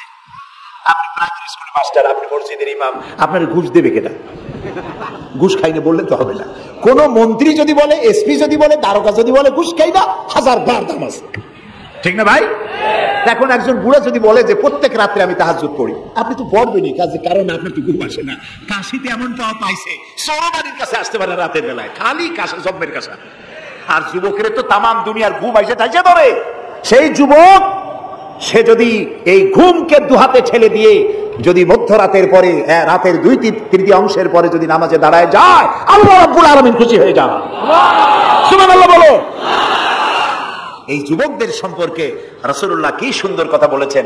রাসূলুল্লাহ বলেছেন, উসিকুম বিশ-শাবাবে খায়রা ফাইন্নাহুম আরাক্কু আফইদা লাকাদ বাসানি আল্লাহু বিল হানিফিয়্যাতি সামহা ফাখালাফানি আশ-শুয়ুখ ওয়া খালাফানি আশ-শাবাব। সাদাকান নবী সাল্লাল্লাহু আলাইহি ওয়াসাল্লাম। নবী করিম সাল্লাল্লাহু আলাইহি ওয়াসাল্লাম বলেছেন, আমি তোমাদেরকে উপদেশ দিচ্ছি তোমরা যুবকদের ব্যাপারে কল্যাণকামী হবে। সুবহানাল্লাহ বলেন। কারণ যুবকদের দিল নরম, আর আল্লাহ তাআলা আমাকে এই পৃথিবীতে উদারতা সহকারে দিন প্রতিষ্ঠার কাজে আমাকে পাঠিয়েছেন। আর এই পৃথিবীতে আমার আল্লাহর দেওয়া ইসলাম প্রতিষ্ঠা করার কাজে আমার বিরোধিতা করেছে বুড়োরা আর সহযোগিতা করেছে যুবকেরা। দেখেন না রাসূলুল্লাহর সাথে বিরোধিতা কারা করলো? তাদের বয়স কত? আবু জাহাল, আবু লাহাব, উতবা, সাইবা, মুগিরা, ওলীদ, আবু সুফিয়ান, কুষ্টিসুদ্ধা সকলের বয়স ছিল 40-এর উপরে। আর যারা ঈমান আনলো সর্বপ্রথম তাদের বয়সগুলি রাসূলুল্লাহকে যারা সাহায্য করলেন, হযরতে জুবাইর ইবনুল আওয়াম, আব্দুর রহমান বিন আউফ ইসলাম কবুল করলেন, বয়স তখন 17 বছর। হযরতে আবু বকর ইসলাম কবুল করলেন, বয়স তখন 37 বছর। হযরত ওমর রাদিয়াল্লাহু তাআলা ইসলাম কবুল করলেন, বয়স তখন 26 বছর। হযরত আলী যখন ইসলাম কবুল করেছেন বয়স তখন মাত্র 8.5 বছর। সব তরুণেরা, যুবকেরা ইসলামের জন্য রক্ত দিয়েছে, যুবকদের রক্তের উপর ইসলাম প্রতিষ্ঠিত হয়েছে। সুবহানাল্লাহ। সেই জন্য এই যৌবনকালে ইবাদতের মূল্য সর্বাধিক। আর বুড়োরাও যখন আল্লাহর দরবারে হাত তোলে, যারা বুড়ো আছেন, আমার বয়সে যারা এসে গেছেন বা আমার থেকে যাদের বয়স বেশি, আপনারা অসন্তুষ্ট হচ্ছেন না তো যে যুবকদের এত কইলাম আর আমরা কিছু পাইলাম না, এরকম বলবেন নাকি? এক বুড়ি এসে রাসূলুল্লাহকে বলছিলেন যে রাসূল আমার জন্য দোয়া করেন, আমি যেন জান্নাতে যাইতে পারি। রাসূলুল্লাহ বলছেন, বুড়ি তো জান্নাতে যাবে না, বুড়ি জান্নাতে যাবে না। বুড়ি তো কান্দে শেষ, রাসূলুল্লাহ বলতেছেন জান্নাতে যাবে না। রাসূলুল্লাহ বলছেন বুড়ি কান্দে না, তুমি যখন জান্নাতে যাবা একেবারে যুবতী হয়ে যাবে, তখন তুমি বুড়ি থাকবে না। সুবহানাল্লাহ। সুতরাং বুড়ো মানুষের মন খারাপ করার কারণ নাই, ওই যৌবনকালটা আমরা সবাই পার করে এসেছি। সুবহানাল্লাহ। সেটা যদি ভালো কাজে করে থাকি আল্লাহর কাছে পুরস্কার পাবো, আর যদি অন্যায় করে থাকি সেজন্য আল্লাহর কাছে বিনীতভাবে ক্ষমা চাই। আল্লাহ আমাদের মাফ করুন, বলি আমিন। সবাই বলি আমিন। যুবক ভাইরা আর বৃদ্ধদেরকে এখন আরেকটি কথা বলতে চাই, সেটা হলো বুড়োরা যদি আল্লাহর কাছে যখন হাত তোলে, আল্লাহ তাআলা বলেছেন, হে রাসূল ইসলামের মধ্যে থেকে যে চুল দাড়ি পাকাইছে, ইসলামের মধ্যে থেকে দাড়ি চুল পাকাই ফেলেছে, এই অবস্থায় আমার কাছে যদি হাত তোলে আর কাঁদতে থাকে, এই বুড়োটারে আমি খালি হাতে ফেরত দিতে আমার শরম করে। আমি কেমনে বুড়োটারে খালি হাতে ফিরাই? একবার হযরত ওমর রাদিয়াল্লাহু তাআলা আনহু নবী করিম সাল্লাল্লাহু আলাইহি ওয়াসাল্লামের ঘরে প্রবেশ করে দেখছেন তিনি কাঁদছেন। হযরত ওমর জিজ্ঞেস করলেন, ইয়া রাসূলুল্লাহ আপনি কাঁদছেন কেন? তিনি বললেন, এইমাত্র জিবরিল এসেছিল, জিবরিল এসে আমারে বলে গেল যে আপনার উম্মতের মধ্যে যেই সব লোক ইসলামের মধ্যে থেকে দাড়ি চুল পাকিয়েছে, কিয়ামতের দিন আল্লাহ তাআলা ওই সব বুড়া বুড়িদেরকে শাস্তি দিতে লজ্জাবোধ করবেন। হযরত ওমর বলেন, ইয়া রাসূলুল্লাহ এ তো আপনার উম্মতের জন্য শুভ সংবাদ, আপনি কাঁদেন কেন? আল্লাহর নবী বলেন, আমার কান্নার কারণ ভিন্ন, আমার কান্নার কারণ হচ্ছে আমার লজ্জা করে, আমার লজ্জার অনুভূতিতে আঘাত লাগে। এই ব্যাপারে যখন আমি চিন্তা করি আল্লাহ রাব্বুল আলামিন সেই বুড়াদেরকে কিয়ামতের দিন শাস্তি দিতে লজ্জা বোধ করবেন, সেই বৃদ্ধ মানুষগুলো আল্লাহর সাথে নাফরমানি করতে লজ্জা বোধ করে না। এই জন্য এই দুঃখে লজ্জা আমি কাঁদি। বয়সের একটা সীমা থাকা উচিত, যে আপনি কোন পর্যন্ত পাপ করবেন। বুড়া হয়ে গেছে, তারপরে মদ খায়, তারপরে জেনা, ব্যভিচার, শয়তানি, বদমাশি, দাঁড়িয়ে এগুলি কি? দাড়ি চুল পাকা এগুলি কি? এগুলি আগে পাকতো না কারণ। পৃথিবীতে সর্বপ্রথম দাড়ি আর চুল পেকেছে হযরত ইব্রাহিম আলাইহিস সালামের, এর আগে কারো দাড়ি চুল পাকে নাই। ইব্রাহিম আলাইহিস সালাম প্রশ্ন করলেন আল্লাহর কাছে যে আল্লাহ তাআলা এটা কি হলো আমার? আল্লাহ তাআলা বললেন এটা হচ্ছে ওয়াকার, এটা মর্যাদা, তোমার সম্মানকে বাড়িয়ে দেওয়া হলো। তো দাড়ি চুল পাকলে সম্মান বাড়ে। এই দাড়ি চুল পাকলো এগুলি সিগন্যাল, সংকেত। দাড়ি পাকছে, সংকেত দেওয়া হলো তুমি কিন্তু বয়সের প্রান্তে এসেছো। চোখে কম দেখো, আর একটা সিগন্যাল, মৌতের আর একটা সিগন্যাল, খাইয়া হজম করতে পারো না আর একটা সিগন্যাল, তুমি ঘুমাইতে পারো না, রাতের বেলা ঘুম আসে না আর একটা সিগন্যাল, দাঁড়াতে পারো না, কোমর ব্যথা করে আর একটা সিগন্যাল। একটার পর একটা সিগন্যাল আসতেছে, 1 নম্বর, 2 নম্বর, ডেঞ্জার সিগন্যাল নাম্বার 10। তারপরে হুশ হয় না মানুষের। নাউযুবিল্লাহি মিন যালিক। আল্লাহ তাআলা আমাদের হুশে আসার তৌফিক দান করুন। আমরা ভাই সব খুব লম্বা করা যাবে না। 2 নম্বরে বলছিলাম আল্লাহ গুণাবলীর উপরে বিশ্বাস, 3 নম্বরে আল্লাহর কুদরত, আল্লাহর ক্ষমতায় বিশ্বাস। আল্লাহরে বিশ্বাস করি, এই কথার দাম নাই, দাম হবে 4টা শর্ত পূরণ করলে। কয়টা শর্ত? 3 নম্বরে আল্লাহর ক্ষমতা। 3 নম্বরে কি? আল্লাহর ক্ষমতা কি? আল্লাহর ক্ষমতা হচ্ছে রাতকে দিন বানান, দিনকে রাত বানান, জীবিতকে মৃত্যু করেন, মৃত্যুর ভিতর থেকে জীবন দান করেন, সাগরকে নগর বানান, নগরকে সাগর বানান। তিনি মরুভূমিতে ঝর্ণা মরুভূমির ভিতরে পানির প্রস্রবণ চালু করে দিতে পারেন, মরা গাছে ফুল ফুটাই দিতে পারেন, শুধু দুইটা অক্ষর কোন বলেন হও, আর সঙ্গে সঙ্গে হয়ে যায়। আল্লাহ তাআলা বলেছেন ফাআলুল লিমা ইউরিদ, যা খুশি তিনি তাই করতে পারেন। সুবহানাল্লাহ বলেন। এই মাত্র কয়েক মাস আগে সুনামি কি হয়েছিল? এইটা যদি হয় সুনামি, তাহলে কুনামি কি আল্লাহ জানে। সুনামি হইল মালয়েশিয়া, ইন্দোনেশিয়া, মালদ্বীপ, শ্রীলঙ্কা, ইন্ডিয়া, থাইল্যান্ড, এই উপকূলীয় এলাকায় সুনামি। মাত্র 1.5 মিনিটের সুনামিতে জলকম্পন আর পানি কম্পনে 2.5 লক্ষ মানুষ শেষ, আর 1 লক্ষ মানুষের কোনো খোঁজ নাই। প্রায় 3.5 থেকে 4 লক্ষ মানুষ দুনিয়া থেকে বিদায় হয়ে গেল 1.5 মিনিটের মধ্যে। আর সমুদ্রের পানি 33 থেকে 35 ফিট উঁচু হয়ে পানি এসে নগর, গাড়ি বাড়ি ভেঙে চুরে পাতার মতো, শুষ্ক পাতার মতো সব উড়িয়ে ভাসিয়ে শেষ করে দিল। সুবহানাল্লাহ। আবহাওয়াবিদরা বলেছেন, বিজ্ঞানীরা বলেছেন, এটা নাকি কি বলে ভারত মহাসাগরের অতল তলদেশে যেখানে মাটি, ওই মাটিরও কয়েক কিলোমিটার নিচে ফাটল ধরেছে। সেই ফাটল ধরে কি দেখি করিয়া জমিনে কম্পন লাগলো, পানিতেও কম্পন লাগলো। আমাদের এই যে ঢাকায় সকালবেলায় যারা মর্নিং ওয়াক যারা করেন, রমনা লেকের পাশ দিয়ে হাঁটতেছে, হঠাৎ পিছনে পানি মারছে, দেখে যে সকলের পিছনে পানি মারে কি, তাকায় দেখে রমনা লেকের পানি উথাল পাথাল খেয়ে গেছে। ভূত না জেন জুতা মুতা ফেলাই ধুয়ে দিছে দৌড়। পানির মধ্যে যে কম্পনটা বাংলাদেশে হলো, এই কম্পনটা যদি মাটিতে হতো তাহলে এই অপরিকল্পিত বানানো শহর ভেঙ্গে চুরে ভর্তা হয়ে যেত। আল্লাহ শুকরিয়া আদায় করি যে আল্লাহ তাআলা দয়া করে আমাদের গরিব দেশটাকে হেফাজত করেছেন। বলেন আমিন। আল্লাহ তাআলা, আমরা পাপী, আমরা হাজারবার স্বীকার করি আমরা পাপী, আমরা গুনাহগার, আমরা অপদার্থ, আমরা অযোগ্য তোমার বান্দা হওয়ার। তুমি এই গরিব মুসলমানদের এই দেশটাকে দয়া করে আসমান এবং জমিনি সব বালা মুসিবত থেকে হেফাজত করো আল্লাহ তাআলা। প্রিয় ভাই সব, আল্লাহ তাআলার ক্ষমতাকে বিশ্বাস করতে হবে। আর 4 নম্বরে আল্লাহর হুকুম এবং আহকামকে মানতে হবে, আল্লাহর আদেশ আর নিষেধ মানতে হবে, তা না হলে মুসলমান হওয়া যাবে না। যা যা আদেশ করেছে যদি প্রশ্ন করা হয় মুসলমান কারে বলে, তাহলে আমি 1 লাইনে বুঝাই দিই মুসলমান কারে বলে। ব্যাখ্যা দেওয়া যাবে সারা রাত, কিন্তু ব্যাখ্যা দেওয়ার জরুরত নাই, 1 লাইনে বুঝাই দিই মুসলমান কারে বলে। মুসলমান সেই ব্যক্তি এই কোরআনের মধ্যে আল্লাহ যা যা আদেশ করেছেন সব মানে, আর যা যা নিষেধ করেছেন তার থেকে বিরত থাকে। রাসূলুল্লাহ যা যা আদেশ করেছেন তা মানে, যা যা নিষেধ করেছেন তার থেকে বিরত থাকে। যে ব্যক্তি এটা করে তার নাম মুসলমান। বুঝেছি? তার নাম কি? মুসলমান। এই যে কি বলে, আমেরিকায় গত জুমার দিন এক মহিলা ইমামতি করলো মসজিদে, একজন কইলো সুবহানাল্লাহ। এটা সুবহানাল্লাহ কোন কথা? নাউজুবিল্লাহ বলে। কোন জায়গায় কি দোয়া পড়া লাগবে তাও একটু জানিয়ে শুনিয়া তারপরে সেগুলি বলা দরকার। প্রিয় ভাই সব, মহিলারা ইমামতি করতে পারে না, জায়েজ নাই, বিধান নাই। কোরআন হচ্ছে কমপ্লিট, নতুন করে কোনো কথা বান্দার জন্য বলার কোনো দরকার নাই, সব আল্লাহ বলে দিয়েছেন। সুবহানাল্লাহ বল। আল্লাহ তাআলা এই কোরআনের মধ্যে বলেছেন, আল ইয়াউমা আকমালতু লাকুম দীনাকুম ওয়া আতমামতু আলাইকুম নি'মাতি ওয়া রাদিতু লাকুমুল ইসলামা দীনা। আমি আজ এই ইসলামকে একটি পূর্ণাঙ্গ জীবন ব্যবস্থা হিসেবে কমপ্লিট করে দিলাম এবং এটার উপর আমি সন্তুষ্ট হলাম। কে বলেছেন? আল্লাহ তাআলা বলেছেন কমপ্লিট, নতুন করে কিছু করার দরকার নেই। আমাকে একজন জিজ্ঞেস করলো যে মেয়ে লোকের পিছনে নামাজ যে পড়া, মেয়ে লোক যে ইমামতি করতে পারবে না, এটা কোরআন শরীফের কোন আয়াতে আছে এবং হাদিসের কোন হাদিসে আছে যে মেয়ে লোক ইমামতি করতে পারবে না? তা আমি বললাম যে আগে আমার এই কথার জবাব দেন, আপনারটা জবাব পরে দিন, আমার কথার জবাব আগে দেন। মাগরিবের নামাজ কয় রাকাত পড়ি? ফরজ 3 রাকাত। 4 রাকাত পড়া যাবে না, এটা কোরআন শরীফের কোন আয়াতে আছে, কোন হাদিসে আছে? ফজরের নামাজ ফরজ কয় রাকাত? 3 রাকাত পড়া যাবে না, অথবা 4 রাকাত পড়া যাবে না, এটা কোন হাদিসে আছে, কোন আয়াতে আছে? কয় যে কোনো জায়গায় নাই। তা বললাম ওঠাও কোনো জায়গায় নাই। রাসূলুল্লাহ ইবাদতের যে নমুনা দেখিয়েছেন, যেভাবে করেছেন, তিনি 2 রাকাত ফজরের নামাজ 2 রাকাত পড়েছেন, আল্লাহ বলে দিয়েছেন ওইটাই ফরজ, ওর 1 রাকাত বেশি পড়া যাবে না। 3 রাকাত মাগরিব, 1 রাকাত বাড়ানো যাবে না। জোহর সব দিন জোহর পড়ি 4 রাকাত ফরজ, আর জোহরের ওই নামাজটি জুমার দিনে কয় রাকাত পড়ি? 2 রাকাত ফরজ পড়ি। এই কনসেশন কে করলো? না, আল্লাহ করেননি। এই কনসেশন করেছেন মুহাম্মদ রাসূলুল্লাহ সাল্লাল্লাহু আলাইহি ওয়াসাল্লাম। ইবাদত রাসূলুল্লাহ যদি 2 রাকাত পড়েন, 2 রাকাত পড়াই ফরজ। যদি ইবাদতের যে সব নমুনা তিনি দেখাইছেন তার থেকে ইবাদতের নতুন কোন নমুনা দেখাবার কোনো সুযোগ নাই।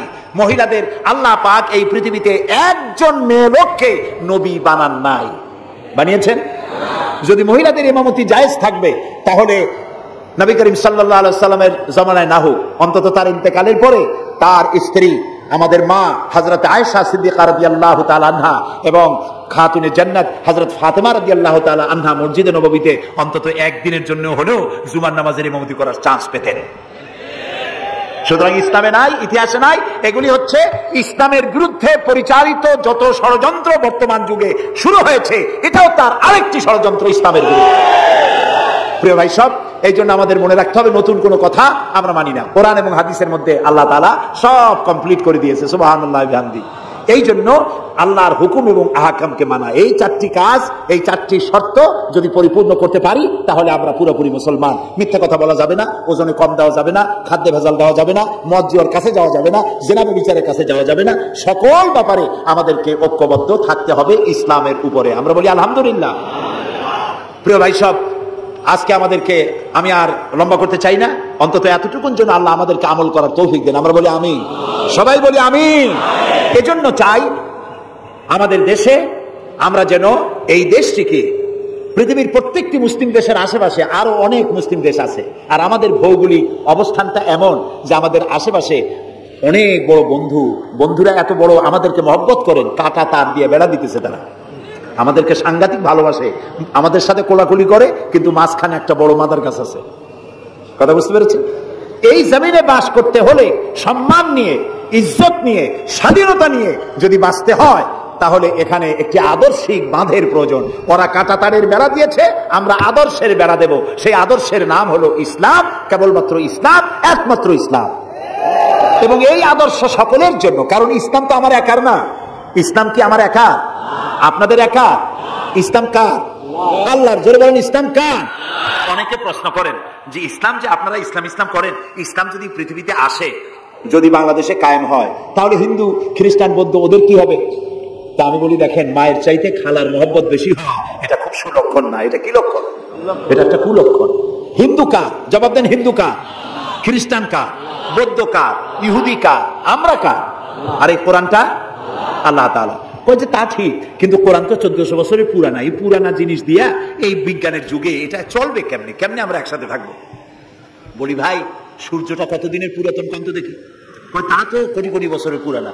তো কোটি কোটি বছরের পুরানা সূর্য আগের মতো তাপ দেয় না ঠান্ডা ঠান্ডা ভিজে ভিজে লাগে? কয় যে না, তাপ দেয় তো ঠিক মতো। তো তাপ যদি ঠিক মতো দেয়, সেই তাপ কি শুধু মুসলমানে পায় না হিন্দুরাও পায়?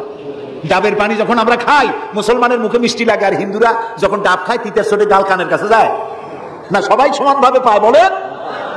তাহলে কোটি কোটি বছরের পুরানা সূর্য জাতি, ধর্ম, দল, মত নির্বিশেষে বিশ্বব্যাপী যদি তার কল্যাণময়িতা, যদি তার কল্যাণ করতে পারে, তাপ দিতে পারে, আলো দিতে পারে সমভাবে, তাহলে মাত্র 1500 বছর আগের সূর্যের তুলনায় একেবারেই টাটকা কোরআন শরীফ। মাত্র 1500 বছর আগে এই কোরআন শরীফ দিয়ে যদি আইন তৈরি হয়, তাহলে হিন্দুর কোনো অসুবিধা হওয়ার কথা?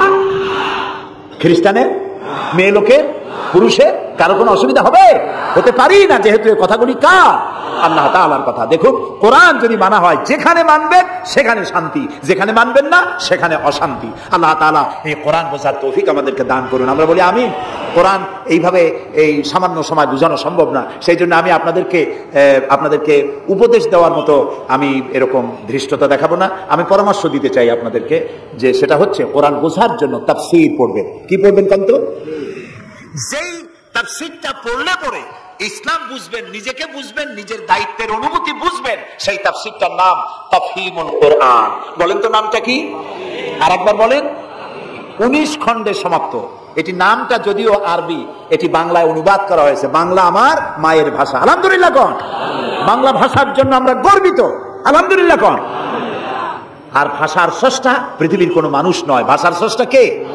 আল্লাহ চুজ করেছেন আমাদেরকে বাংলা ভাষার জন্য, তাই আমরা বাংলা ভাষী। আর বাংলা আমার প্রিয় ভাষা, আমার মায়ের ভাষায়, আমার বাপের ভাষায়, এই বাংলা ভাষায় কোরআন শরীফে অনেক তাফসীরের বাংলা হয়ে গেছে, আলহামদুলিল্লাহ। এবং হাদিস, এমন কোন হাদিস নাই যার বাংলা হয় নাই। এমন কোন ইসলামী সাহিত্য যা মুসলমানদের জন্য প্রয়োজন, তার সবগুলি বাংলা ভাষায় ছাপা হয়ে গেছে, আলহামদুলিল্লাহ। কিন্তু আমাদের একটু কপাল খারাপ, এখানে বিমল মিত্রের কড়ি দিয়ে কিনলাম এত বড় বই, এগুলো পড়তে মাথায় যন্ত্রণা হয় না। শরতের রচনা বলি, রবীন্দ্রের রচনা বলি, বঙ্কিমের রচনা বলি, পড়তে মাথায় যন্ত্রণা হয় না। বড় বড় নাম করা নাট্যকারদের লেখা এই সেই হাবিজাবি কত বইপত্র সব পড়তে পারে, কিন্তু কোরআন শরীফের একটা তর্জমা, একটা আয়াত, দুইটা আয়াত পড়ার মতো ধৈর্য আমাদের নাই। প্রিয় ভাই সব, যারা পড়ে না তারা পৃথিবী গড়তে পারে না, যারা পড়ে তারাই গড়ে। আপনি চিন্তা করে দেখেছেন গত 100 বছরের ভিতরে এই মুসলমানেরা পৃথিবীকে কিছু উপহার দিতে পেরেছে আবিষ্কার করে। আপনার পকেটে যে মোবাইল, আমার পকেটে যে মোবাইল, এটা আমাদের আবিষ্কার করা না? কম্পিউটার আমাদের আবিষ্কার করা না, কিন্তু যখন আমরা পড়তাম তখন আমরা আবিষ্কারও করতাম। এক সময় ঘড়িটা আমরা আবিষ্কার করেছি। আপনার আমার হাতে যে ঘড়ি, এই ঘড়ি আবিষ্কার করেছে মুসলমানেরা। কম্পাস আবিষ্কার করেছে মুসলমান। অ্যালজাবরা, ম্যাথামেটিক্স, জিওমেট্রি আবিষ্কার করেছে মুসলমানেরা। এই সার্জারি, শল্য চিকিৎসা আবিষ্কার করেছে মুসলমানেরা। অনেক বন্দুক, কামান আবিষ্কার করেছে মুসলমানেরা। যারা যখন তারা পড়তো তখন তারা দেশ গড়ত, পৃথিবী তাদের পায়ের উপরে চুমা খাইতো। এখন লেখাপড়া নাই, অন্যের বানানোটা সেইটা গ্রহণ করি। যদি পড়তাম তাহলে নিজেকেও করতে পারতাম, পৃথিবীকেও কিছু দিতে পারতাম। এই জন্য কোরআন শরীফের মধ্যে আল্লাহ তাআলা প্রথম রাসূলের কাছে যে আয়াত নাযিল করেছেন সেটা নামাজ না, রোজা না, হজ না, যাকাত না। প্রথম যে কথা বলেছেন সেটা ছিল ইকরা বিসমি রাব্বিকাল্লাযী খালাক। পড়ো পড়ো, রিড এন্ড রিড। তুমি তোমার প্রভুর নামে, তোমার আল্লাহর নামে পড়ো। আল্লাহ প্রথম কি বলেছেন? পড়ো। সেই পড়ার কাছে আমরা নাই। আমরা কি ওয়াদা করতে পারবো যে এখন থেকে আমরা পড়বো? পারবো ওয়াদা করতে? এই পৃথিবীকে যদি কিছু দিতে চাই, আমার নিজের পরিবার যদি গড়তে চাই, সমাজ এবং রাষ্ট্র বিনির্মাণে যদি কোনো অবদান রাখতে চাই, পড়ার কোনো বিকল্প নাই। আসুন আমরা সবাই মিলে পড়ি, ইসলামের বইপত্র পড়ি। সাহিত্যের কোনো অভাব নাই। ইসলামী সাহিত্যের বিশাল ভান্ডার তুলে দেওয়া হয়েছে বাংলাদেশে। আলহামদুলিল্লাহ কর, সবাই আলহামদুলিল্লাহ কর। তাফহিমুল কোরআন কোথায় আছে খুঁজে বের করতে হবে। মাত্র 1000 টাকা হাদিয়া, মাত্র 1000 টাকা। পানের দোকানেও এখন তাদের পুঁজি অনেক বেশি। আলহামদুলিল্লাহ, আমার দেশের মানুষের ইনকাম বাড়ছে। আলহামদুলিল্লাহ কর। এইরকম আলহামদুলিল্লাহ কোন আসতে পয়সা বাড়লো আপনাদের? কোন আলহামদুলিল্লাহ। মানুষের না শুকরিটা বেশি। দেখেন রোজার মাসে কাঁচামরিচের দাম একটু বেড়ে গেল, দেখছেন না শুকরি তখন কি চিল্লা পাল্লা শুরু হয়ে গেল। কাঁচামরিচ 180 টাকা, এই দেশে থাকবো না। লোকেরা বলেছে আপনারা যান না কেন? আচ্ছা, বেগুন হইছে 80 টাকা কেজি, বেগুন 80 টাকা। তো রোজার মাস বেগুন 80 টাকা, বেগুনি খাইতে পারে না। বাংলাদেশের মানুষ তো উদ্ভাবনী ক্ষমতা আছে। পত্রিকায় দেখলাম যে পেপেনি বানাইছে তারা, পেঁপে কাইটা তাতে বেসন লাগাইয়া বেগুনি আর বানাইতে পারে নাই, পেপেনি বানাইছে। তো দেখলাম যে নোবেল, এই ভাজা পোড়ার উপরে যদি নোবেল পুরস্কারের কোনো ব্যবস্থা থাকতো তাহলে বাংলাদেশ নোবেল পুরস্কার পাইতো পেপেনি বানাইয়া। বেগুন হয়েছে 80 টাকা, সেই জন্য ঝগড়াঝাটি এক শেষ। কাঁচামরিচ 120 টাকা, সেজন্য একেবারে চিল্লায় শেষ। কিন্তু মূলা যখন 3 টাকা, গরু কেউ খায় না। এত মূলা হইলো, এত কপি হইলো, সেজন্য আল্লাহ শুকরিয়া নাই, শুকরিয়া আদায় করে না। মানুষকে আল্লাহ শুকর আদায় করতে হবে। এই দেশ আমাদের, এটা মার্চ মাস, এই দেশে এই মাসেই দেশ স্বাধীন হয়েছিল। সেই স্বাধীনতার জন্য যারা জীবন দিয়েছিলেন তাদের জন্য আমরা মোনাজাতে দোয়া করব, এবং এই স্বাধীনতা, সার্বভৌমত্ব কিয়ামত পর্যন্ত আল্লাহ যেন দেশে টিকিয়ে রাখেন, সেজন্য আল্লাহর কাছে আমাদেরকে দোয়া করতে হবে। স্বাধীনতার কত দাম এটা বুঝতেছে আজ প্যালেস্টাইনের ফিলিস্তিনি মুসলমানেরা, বুঝতে পারছে কাশ্মীরের মুসলমানেরা, বুঝতে পারতেছে চেচনিয়া, বসনিয়ার মুসলমানেরা। আমরা যেন, আমাদেরকে আল্লাহ তাআলা যেন কিয়ামত পর্যন্ত এই স্বাধীনতার মর্যাদা দেওয়ার তৌফিক আমাদেরকে যেন দেন, আমরা বলি আমিন। প্রিয় ভাই সব, সেই জন্য বলছিলাম পড়তে হবে। বইপত্র কিনবেন, মাত্র 1000 টাকা হাদিয়া। তাফহিমুল কোরআন প্রথম খণ্ডকে যদি একসাথে সব না কিনতে পারেন, অন্তত 1 খণ্ড, 2 খণ্ড, 3 খণ্ড কিনে হলেও পড়বেন। আর 5 ওয়াক্ত নামাজকে সঠিকভাবে আদায় করবেন। যেভাবে ওয়াজ শুনতে আসছেন, তাফসীর শুনতে আসছেন, এইভাবে মসজিদে গিয়ে বা জামাত নামাজ আদায় করবেন। নামাজ পড়লে কপাল খুলবে। কপাল হলো সৌভাগ্যের প্রতীক, আর নাক হলো মর্যাদার প্রতীক। মানুষে বলে না যে ভাই আমার কপাল পুড়ছে, কপালে কি আগুন লাগছিল? পুড়লো কেন? কপাল পুড়ছে মানে ভাগ্য নষ্ট হয়েছে। আবার বলে ভাই আমার নাক কাটা গেছে, তো নাক কাটছে কি দিয়ে? ছুরি দিয়ে না কেজি দিয়ে? নাক কাটা গেছে মানে কি? মানে হলো ছেলে আর মেয়ে এমন কাম করছে, বেইজ্জত হয়ে গেছে, আমার নাক কাটা গেছে। তাহলে বোঝা গেল নাক হলো মর্যাদার প্রতীক, আর কপাল হলো মর্যাদার প্রতীক। সৌভাগ্যের প্রতীক কপাল, আর মর্যাদার প্রতীক হলো নাক। এই নাক আর কপাল দিয়ে কেউ যদি তার ভাগ্য সুপ্রসন্ন করতে চায়, মর্যাদা যদি বৃদ্ধি করতে চায়, দৈনিক 5 বার এই কপাল আর নাক দিয়ে আল্লাহর দরবারে সেজদায় পড়ে যাও। আল্লাহ রাব্বুল আলামিনকে যত সেজদা দিবে আল্লাহ তত খুশি হয়ে যাবে। নামাজ, রাসূলুল্লাহ বলেছেন মান তারাকা সালাতান মুতাআম্মিদান ফাকাদ কাফারা, ইচ্ছা করে যে নামাজ ছেড়ে দেবে কাফের হয়ে যাবে। কথা বুঝে আসছে ভাই? রাসূলের হাদিস, কাফের হয়ে যাবে। নামাজ না পড়লে মুসলমান বলে দাবি করার হক তার নাই। 5 ওয়াক্ত নামাজ সঠিকভাবে আদায় করতে হবে। নামাজ জীবনে আর ছাড়বো না, এই ওয়াদা করা যাবে? যারা পারবেন কেবলমাত্র তারাই তো হাত উঁচু করেন, বলেন ইয়া আল্লাহ তোমার পবিত্র নামে শপথ করি, কসম করি, যতদিন পর্যন্ত মালাকুল মউত আমার মাথার কাছে না আসতেছে ততদিন পর্যন্ত ফরজ নামাজ, ফরজ রোজা আর ছেড়ে দেব না, আর ছাড়বো না, আর ছাড়বো না। এবার বলেন, ইয়া আল্লাহ, আমার মৃত্যু পর্যন্ত আমার আজকের এই ওয়াদা আমাকে পালন করার তৌফিক দাও। আমিন, আমিন ইয়া রাব্বাল আলামিন। সবাই হাত নামান, এক্ষুনি মোনাজাত করব। মোনাজাতের জন্য দাঁড়ানো ভাইরা মেহেরবানি করে একটু বসেন। আমি এতক্ষণ কিন্তু একবারও বলি নাই যে বসেন বসেন বসেন। এবার মোনাজাত হবে, মোনাজাতের জন্য মেহেরবানি করে একটু বসেন। মোনাজাতটা বসে করাই আদব করে নেবেন। আল্লাহুম্মা আমিন। ربنا ظلمنا أنفسنا وإن لم تغفر لنا وترحمنا لنكونن من الخاسرين سبحانك اللهم وبحمدك نستغفرك ونتوب إليك। হায় আল্লাহ তাআলা, হাজার হাজার মুসলমান নরনারী বৃষ্টি এবং ঝড়ো হাওয়াকে উপেক্ষা করে তোমার বান্দা বান্দিরা দীর্ঘক্ষণ ধরে তোমার দ্বীনের কথা শুনেছেন। আল্লাহ তাআলা মেহেরবানি করে আমাদের তামাম জিন্দেগির গুনাহ খাতাকে মাফ করে দাও রব্বুল আলামিন। আমাদের মধ্য থেকে যাদের মা বাপ দুনিয়া থেকে জন্মের মতো বিদায় হয়ে গেছে, আল্লাহ তাআলা তাদের কবরগুলিকে জান্নাতের টুকরায় পরিণত করে দাও। রব্বির হামহুমা কামা রব্বায়ানি সগীরা। সবাই পড়েন, রব্বির হামহুমা কামা রব্বায়ানি সগীরা। হে আল্লাহ তাআলা, আমাদের মা বাপ যারা বৃদ্ধ অবস্থায় বাড়িতে আছেন, আল্লাহ দয়া করে তাদেরকে সুস্থতা দাও, ইমানের সাথে বাঁচার তৌফিক দাও। আল্লাহ তাআলা বিছানায় ফালায়া আরজালিল উমর, বয়সের নিকৃষ্টতম পর্যায়ে তাদেরকে ফেলে রেখো না, সুস্থ অবস্থায় ইমানের সাথে তোমার দরবারে উঠাইয়া নিও রব্বুল আলামিন। তাম পৃথিবীতে মুসলমানের আজ বড় বিপদের মধ্যে সময় কাটাচ্ছে। আল্লাহ তাআলা তাম পৃথিবীর বিপদগ্রস্ত মুসলমানদেরকে তুমি সাহায্য করো। আল্লাহ তাআলা Iraq, Afghan, Palestine, Kashmir, Chechnya, Bosnia সহ দুনিয়ায় যত জায়গায় মুসলমানেরা বিপদে আছে, আল্লাহ সকলকে তুমি উদ্ধার করো। আল্লাহ তাআলা আমাদের প্রিয় জন্মভূমি বাংলাদেশ, এই বাংলাদেশ এটা স্বাধীনতার মাস, এই মাসে তুমি মেহেরবানি করে এখানে যুদ্ধ শুরু করায়া আল্লাহ তাআলা বিজয় দান করিয়েছিলে। আল্লাহ তাআলা তুমি দয়া করে এই দেশের স্বাধীনতা কিয়ামত পর্যন্ত অক্ষুণ্ণ রাখো। যারা এই দেশে জীবন দিয়েছেন, আল্লাহ তাআলা তাদের আত্মার আমরা মাগফিরাত তোমার কাছে কামনা করছি। আল্লাহ তাআলা আমাদের দেশের স্বাধীনতার সার্বভৌমত্ব আল্লাহ তুমি স্থায়ী করে দাও। আল্লাহ তাআলা এখানে যারা মাহফিলে এসেছেন অনেকেই দোয়া চেয়েছেন, যিনি যে জন্য দোয়া চেয়েছেন আল্লাহ দোয়া মঞ্জুর করে নাও। আল্লাহ এই মাসে, এই মাসগুলিতে এখানে এই বাংলাদেশে ঝড় হয়, টর্নেডো হয়, জলোচ্ছ্বাস হয়, আল্লাহ তাআলা গরিব দেশ, তুমি দয়া করে আমাদের গুনার দিকে না তাকায়া আল্লাহ তাআলা তুমি তোমার হাবিবের সাদকায় আমাদের দেশে বালা মুসিবত থেকে, বিপদ থেকে আমাদের দেশটাকে তুমি হেফাজত করো। আল্লাহ তাআলা বর্তমান সরকার যেসব ওয়াদা করে ক্ষমতায় এসেছেন, এই ওয়াদাগুলি প্রত্যেকটি ওয়াদা অক্ষরে অক্ষরে পালন করার তৌফিক দান করে দাও।